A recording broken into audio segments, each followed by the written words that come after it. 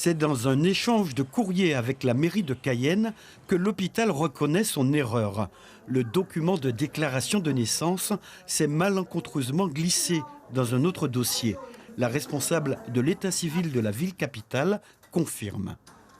Parmi les papiers, vous savez, il y a tellement de naissances, des fois ça peut se retrouver dans le registre et puis après ils se sont aperçus de ça après.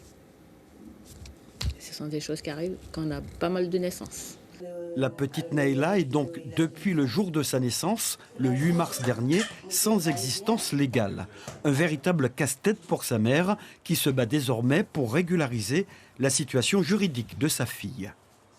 Je fais le tribunal, la mairie. Ça fait d'ici 8 mois, je n'ai toujours pas encore trouvé la naissance de ma fille. J'ai trouvé une dame de tribunal, c'est une juge des enfants. Elle m'a dit que ce n'est pas elle qui occupe le cas, il faut que j'attende au début du mois de septembre. Du coup, au début du mois de septembre, j'ai été et c'est toujours rien, ça n'a toujours pas encore réglé.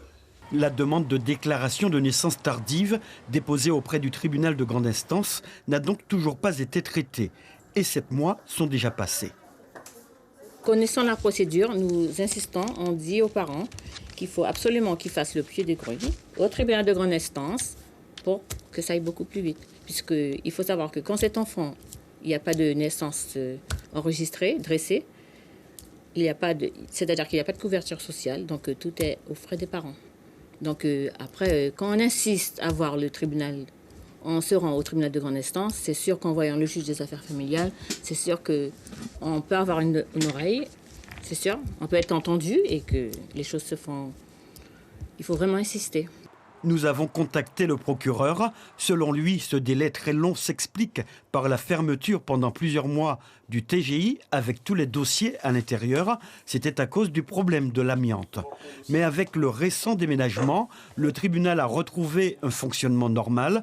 Tout est donc mis en œuvre selon le procureur pour traiter dans les meilleurs délais les dossiers qui ont pris du retard. Suivez l'info sur Guyana Première, télé, radio et internet.